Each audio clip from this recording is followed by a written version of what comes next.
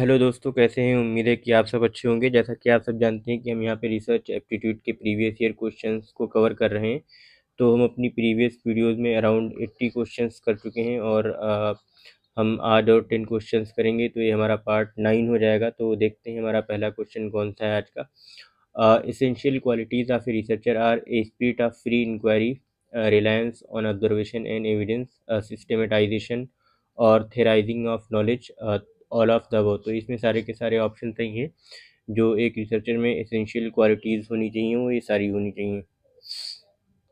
Next question है research is conducted to, इसमें option statement दिए हुए हैं, इसमें हमें से ऑप्शन सिलेक्ट करने हैं। तो research is conducted to generate new knowledge, not to develop a theory, obtain research degree, reinterpret existing knowledge. तो जैसे जनरेट न्यू नॉलेज, तो ये तो 100% होना चाहिए। तो ऑप्शन देख लें, जिसमें जिसमें 1 हो उसको आप रखें और जिसमें 1 ना हो उसको कट कर दें। तो ये ऑप्शन भी इस तरीके से कट जाएगा। Not to develop a theory, तो ये तो रिसर्च के लिए होना चाहिए। Not to develop a theory, ऐसा नहीं है हम रिसर्च के थ्रू थ्योरी को डेवलप करते हैं। जैसा कि हमने प्रीवियस वीडियो में देखा था कि जो न्यूटन के लॉज थे उसके थ्रू हम नई थ्योरीज को डेवलप करते हैं, या जो हमारी फंडामेंटल रिसर्च होती है वो हम थ्योरीज को डेवलप करने के लिए करते हैं। रिसर्च तो रिसर्च एक थ्योरी को डेवलप करने के लिए की जाती है। तो अब आप देख लें, 2 ऑप्शन जिसमें है उसको हटा दें।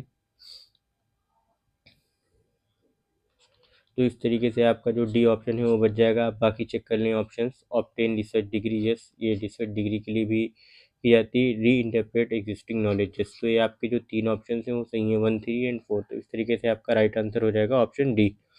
नेक्स्ट क्वेश्चन है which of the following variables can not be expressed in quantitative terms. इसमें हमें बताना है कि कौन सा जो वेरिएबल है वो क्वांटिटेटिव टर्म्स में एक्सप्रेस नहीं किया जा सकता है। तो हमारा जो देखते हैं कौन सा है। सोशियो इकोनॉमिक स्टेटस को हम कर सकते हैं। Marital status can be, numerical aptitude it can be, but जो प्रोफेशनल एटीट्यूड है वो हम कभी भी न्यूमेरिकल टर्म में या क्वांटिटेटिव टर्म में एक्सप्रेस नहीं कर सकते। नेक्स्ट क्वेश्चन है doctor studies the relative effectiveness of 2 drugs for dengue fever. His research would be classified as descriptive survey, research, experimental, case study या एथनोग्राफी। तो इसका जो राइट आंसर है वो एक्सपेरिमेंटल रिसर्च होगा, क्योंकि हम जानते हैं when a researcher studies the relative effectiveness of 2 drug it involves कई तरीके की चीज़ें, जैसे कि मैनिपुलेशन ऑफ एक इंडिपेंडेंट वेरिएबल, जो एक टाइप ऑफ ड्रग हो सकता है, कंपैरिजन ऑफ आउटकम्स की कितनी इफेक्टिवनेस रही उस डेंगू को ट्रीट करने में। और कई बार हम कंट्रोल करते हैं, एक्सपेरिमेंटल ग्रुप्स हमारे इसमें होते हैं, तो इसे हम बोलेंगे एक्सपेरिमेंटल ग्रुप या experimental research. The term phenomenology is associated with the process of qualitative research, analysis of variance, correlational study, probability sampling। तो ये जो है क्वालिटेटिव रिसर्च हो जाएगा। नेक्स्ट क्वेश्चन है the sociogram technique is use to study vocational interest, professional competence, human relations, achievement,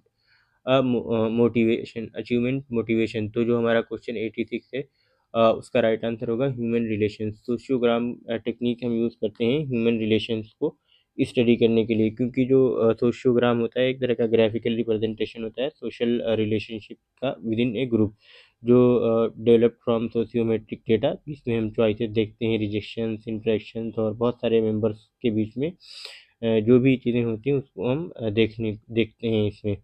तो basically it is use to study interpersonal relationship, group structure, या peer acceptance and rejection, and कह सकते हैं कि leadership patterns और social isolations को। Next है which one of the following methods measures correlation between 2 variables, scatter diagram, frequency distribution और 2 way table, coefficient, rank, correlation. तो इसमें हम ये है which one of the following method measures correlation between 2 variables को measure करने के लिए सबसे अच्छा टूल है वो है coefficient of rank correlation. Which of the following phrases is not relevant to describe the meaning of research as a process. तो इसमें कौन सा जो फ्रेज है वो नॉट रिलेवेंट है to describe the meaning of research as a process. Systematic activity, objective observation, trial and error, problem solving. तो ये तो सारे हैं, सिस्टमेटिक एक्टिविटी भी है, ऑब्जेक्टिव ऑब्जर्वेशन भी है और प्रॉब्लम सॉल्विंग भी, बट ये जो ट्रायल एंड एरर है वो नहीं है। तो इसका जो राइट आंसर हो जाएगा वो होगा trial and error.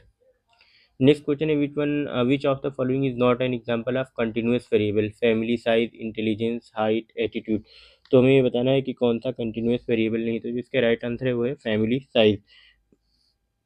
Family size is not a continuous variable because a continuous variable can take any value within a range including fractions या decimals।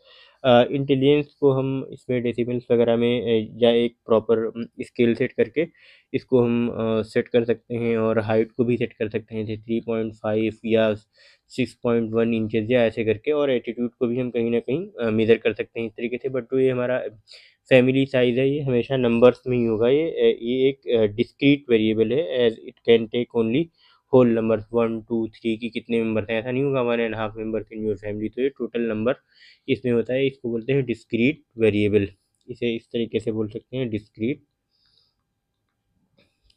डिस्क्रीट वेरिएबल, और बाकी सारे जो हैं वो कंटिन्यूस वेरिएबल हैं।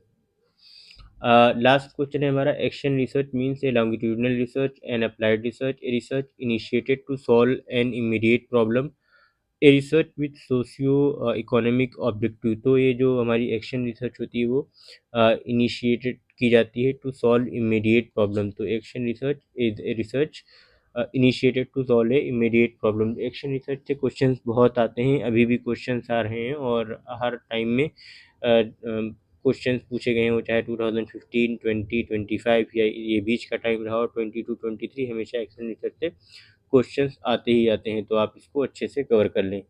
तो thank you so much guys, like करें, शेयर करें, सब्सक्राइब करें, कमेंट करें, और बताएं आपको वीडियो कैसी लगी। मिलते हैं नेक्स्ट वीडियो में।